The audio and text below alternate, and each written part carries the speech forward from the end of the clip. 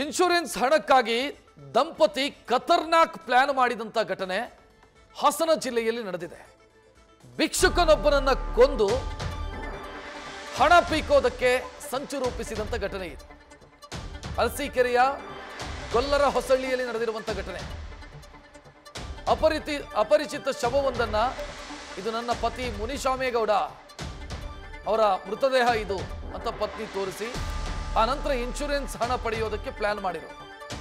10 ದಿನಗಳ ನಂತರ ಕೊಲೆಯ ರಹಸ್ಯ ಬಯಲಾಗಿದೆ.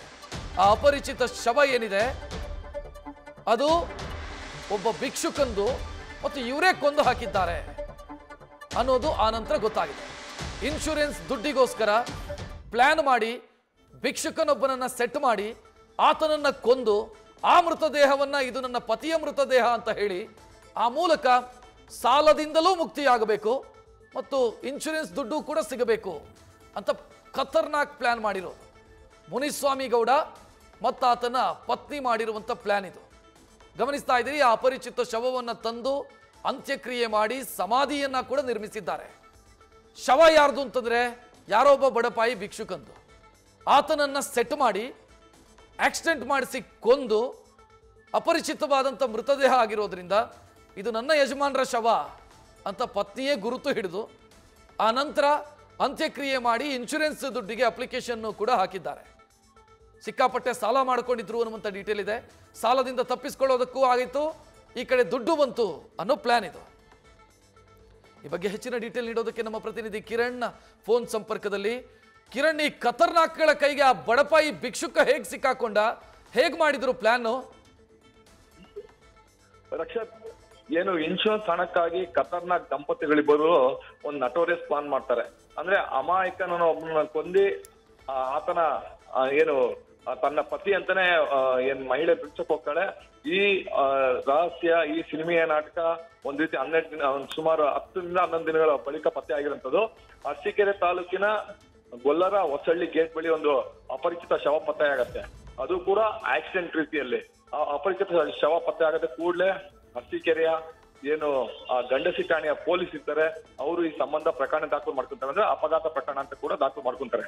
ತದನಂತರ ಆ ಮೃತದೇಹವನ್ನ ಹಾಸನ ಜಿಲ್ಲಾಸ್ಪತ್ರೆಗೆ ತೆಗೆದುಕೊಂಡ್ಬರ್ತಾರೆ. ತೆಗೆದುಕೊಂಡ್ಬಂದಲ್ಲಿ ಮರಣೋತ್ತರ ಪರೀಕ್ಷೆ ಕೂಡ ನಡೆಯುತ್ತೆ.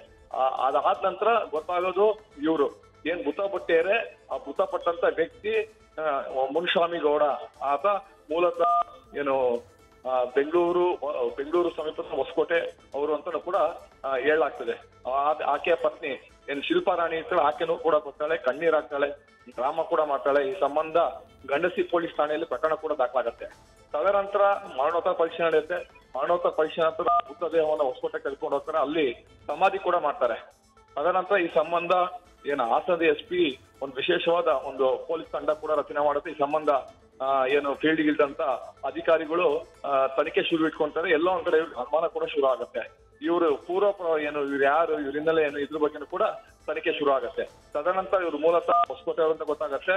ಮತ್ತೆ ಸಾಕಷ್ಟು ಮುನಿಸ್ವಾಮೇಗೌಡ ಏನಿದ್ದ ಅದು ಸಾಕಷ್ಟು ಸಾಲ ಸೋಲ ಮಾಡಿದ್ದ, ಮತ್ತೆ ಹಣದ ಅಗತ್ಯ ಕೂಡ ತುಂಬಾ ಇತ್ತು ಅಂತ ಕೂಡ ತನಿಖೆ ವೇಳೆ ಈ ಮಾಹಿತಿ ಹೊರ ಬರುತ್ತೆ. ತದನಂತರ ಏನು ತನಿಖೆ ತೀವ್ರಗೊಳಿಸಿದಾಗ ಒಬ್ಬ ಅಮಾಯಕನೊಬ್ಬನನ್ನ ಟಾರ್ಗೆಟ್ ಮಾಡ್ತಾರೆ. ಆತನ ಪುಸ್ಲಾಯಿಸಿ ಆತನ ಇಲ್ಲ ಸಲದ ಆಸೆ ತೋರಿಸಿ ಕಾರ್ನಲ್ಲಿ ಕರ್ಕೊಂಡ್ ಬಂದಿರ್ತಾರೆ. ಎಲ್ಲಿಂದ ಬೆಂಗಳೂರು ಮೂಲದಿಂದ ಇಲ್ಲಿಗೆ ಅರಸೀಕೆರೆ ಕರ್ಕೊಂಡ್ ಬರ್ತಾರೆ. ಕರ್ಕೊಂಡ್ ಬಂದು ಅಲ್ಲಿ ಚೈನ್ ಮಾಡೋ ರೀತಿ ನಾಟಕ ಮಾಡ್ತಾರೆ. ಹಿಂಬದಿಯಿಂದ ಒಬ್ಬ ಲಾರಿ ಚಾಲಕ ಮತ್ತೆ ಲಾರಿಯನ್ನು ಕೂಡ ಫಿಕ್ಸ್ ಮಾಡ್ಕೊಂಡಿರ್ತಾರೆ. ಅದರ ಮುಖಾಂತರ ಬಂದು ಲಾರಿ ಏನ್ ಚೈನ್ ಮಾಡೋ ವೇಳೆ ಆತನನ್ನ ಗುದ್ದಿ ಸಾಯಿಸ್ತಾರೆ. ಸಾಯಿಸಿದ ನಂತರ ಇವನು ಇಲ್ಲಿ ಮುನಿಸ್ವಾಮೇಗೌಡ ಅಲ್ಲಿಂದ ಪರಾರಿ ಆಗ್ತಾನೆ. ಒಂದ್ ರೀತಿ ಮುನಿಸ್ವಾಮೇಗೌಡನೇ ಸತ್ತ ರೀತಿಯಲ್ಲಿ ನಾಟಕ ಮಾಡಿರ್ತಾರೆ. ತದನಂತರ ಆತ ಅನಾರೋಗ್ಯ ಪೀಡಿತಕ್ಕೆ ಒಳಗಾಗ್ತಾನೆ ಮುನಿಸ್ವಾಮೇಗೌಡ. ಏಕಾಏಕಿ ಶಿಲ್ಪಾ ರಾಣಿಗೆ ಸಂಬಂಧಪಟ್ಟಂತೆ ಮತ್ತೆ ಆತನ ಏನು ಸಂಬಂಧಿಕರ ಅವ್ರಿಗೆಲ್ಲರನ್ನು ಕೂಡ ಪೊಲೀಸರು ತಮ್ಮದೇ ಆದ ಸ್ಟೈಲ್ ಅಲ್ಲಿ ಏನು ಟ್ರೀಟ್ಮೆಂಟ್ ಮಾಡಿದಾಗ ಈ ಅಸಲೇ ಹೊರಗಡೆ ಬಂದಿರೋಂಥದ್ದು. ಈಗ ಸದ್ಯಕ್ಕೆ ಏನ್ ಮಾಸ್ಟರ್ ಮೈಂಡ್ ಆದಂತ ಶಿಲ್ಪಾ ರಾಣಿ ತಲೆ ಮರೆಸ್ಕೊಂಡಿದ್ದಾಳೆ. ಇದಕ್ಕೆ ಮೂಲ ಕಾರಣ ಆದಂತ A1 ಆರೋಪಿ ಆದಂತ ಮುನಿಸ್ವಾಮೇಗೌಡ ಮತ್ತೆ ಲಾರಿ ಚಾಲಕನ ಸತ್ಯಕ್ಕೆ ಈಗ ಪೊಲೀಸರು ತಮ್ಮ ವಶಕ್ಕೆ ತೆಗೆದುಕೊಂಡಿದ್ದಾರೆ. ಅತ್ಯಂತ ಶೀಘ್ರದಲ್ಲೇ ಏನು A2 ಆರೋಪಿ ಆದಂತ ಶಿಲ್ಪಾ ರಾಣಿಯನ್ನು ಕೂಡ ವಶಕ್ಕೆ ತೆಗೆದುಕೊಂತೀವಿ ಅನ್ನೋ ವಿಶ್ವಾಸವನ್ನ ಹಾಸನ ಜಿಲ್ಲಾ ಪೊಲೀಸ್ ವರಿಷ್ಠಾಧಿಕಾರಿ ಮೊಹಮ್ಮದ್ ಸುಜಿತಾ ಹೇಳ್ತಾ ಇರುವಂತದ್ದು. ರಕ್ಷತ್, ಧನ್ಯವಾದ ಕಿರಣ್ ಮಾಹಿತಿಗೆ.